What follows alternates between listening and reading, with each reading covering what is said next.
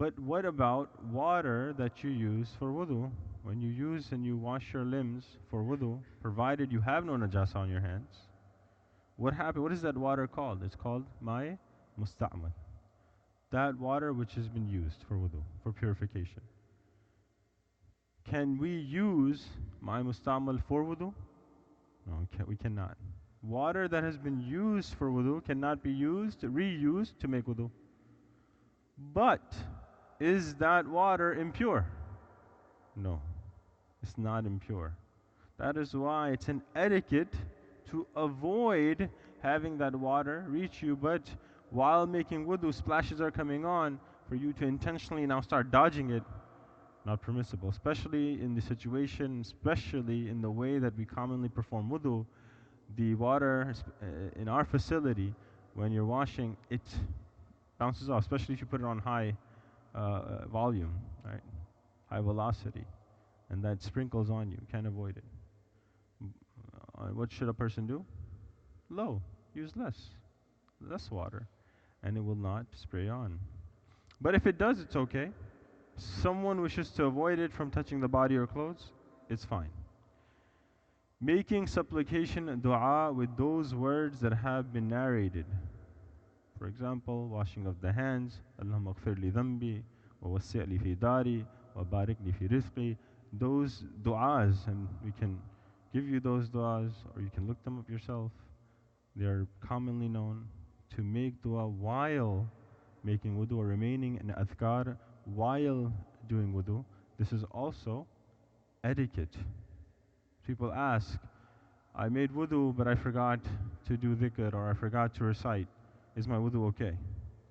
Wudu's okay, because this is adab, it's an etiquette. You don't have to. It's not even from the sunnah. Right? But there are certain du'as that Rasulullah has mentioned on specific intervals. You can do those. Again, if you do not, it's okay. Mentioning the name of Allah when washing each limb, again referring to adhkar, etiquette, it is not required to make wudu.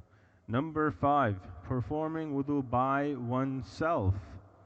Performing wudu by oneself without requiring any aid. Someone pouring water for you, for example, is a scenario in which if it's done, the wudu will be accepted. But to do it by yourself it's an adab, it's an etiquette. To do it by yourself is an etiquette. But accept it if someone, again, helps you or pours the water for you. Number 6, rushing to perform wudu before the prayer time comes in, unless one has a chronic excuse. Rushing to perform wudu before the prayer time comes in. That is not a requirement, but it's from the etiquette to always remain in wudu. It's from the etiquettes. And again, we heard many times the narration of Rasulullah sallallahu alaihi wasallam asking Bilal radiallahu anhu, why is it that I hear your footsteps in Jannah, and him claiming and saying that there's nothing special that I do, but that whenever I break wudu, I make it. Whenever I break wudu, I make it. So it's a good habit to have, a good etiquette to follow, is to make wudu before the prayer time comes in, and rushing towards that prayer, that wudu before the prayer time comes in. It's a good action, it's a good adab. Number 7, reciting the 2 testifications of faith after wudu. So the wudu is complete, and stating, Ashhadu an la ilaha illallah wa ashhadu anna Muhammadan abduhu wa rasuluh. Reciting the 2 testifications after wudu, again, an etiquette, can be done, and it is from the adab. And finally, this is again observed from Rasulullah sallallahu alaihi wasallam. Number 8, drinking from the leftover water after wudu. Drinking. We don't commonly do that because we don't have anything left over or a vessel. But Rasulullah sallallahu alaihi wasallam performed wudu from a vessel, and after he was done, whatever amount of water that was left, Rasulullah sallallahu alaihi wasallam would drink that water. That is again a thought, an idea, something we can implement, is to have vessels down there, to have vessels and containers in which we measure the water we're using, rather than a gallon or 2 or 3 gallons of water being wasted performing wudu. Someone comes in, starts talking, says salam, and all sorts of actions, and we've also touched upon that, to say salam to someone while they're performing wudu should not happen, right? A person then becomes a wajib to respond to the salam. So we should not even initiate it when a person engaged in wudu. When that does happen, especially in our society, in our situation, water is going, a person doesn't turn it off, he responds, says alaikum assalam, and comes back, and again, water has been wasted. It's just flowing constantly. So what can we do is probably bring a vessel or have a vessel, put the water in, make wudu with that water. We'd probably be saving 9/10 of the water that we use commonly for wudu. These are again from the adab. We will now discuss next week inshallah if Allah subhanahu gives us tawfiq, the makruhat, those things that are disliked. Those things that are disliked can yield sin if we're not paid attention to and done intentionally or through negligence. We will discuss what is disliked in wudu. Jazakallah khair. We are done. Those who need to leave can leave. Just a few reminders again, based on the suggestions people have been making.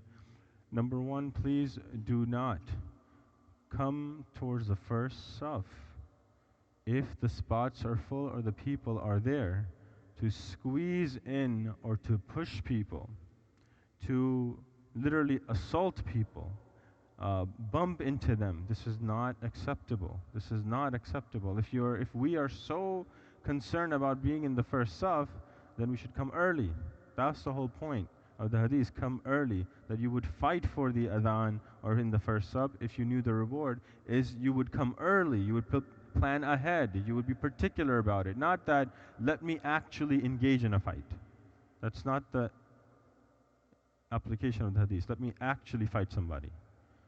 Right? So when we come, if we see a spot, a comfortable open spot, we can move in. If we don't, we can ask the people, can you please make some room for me? And we can come in and have some room made for us to join. But to push people, shove people, shoulder, elbow people is not acceptable. Number two is when we're reciting, whether it's in prayer or whether it's outside of prayer, if someone is reciting their salah, then we should recite it softly so we can hear only.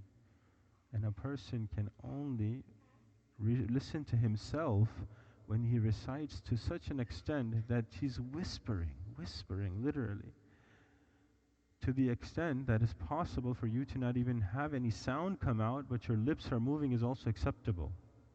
So as long as the makharij are being done and the tongue and the lips are moving in the way they should, it's acceptable, but we should be low.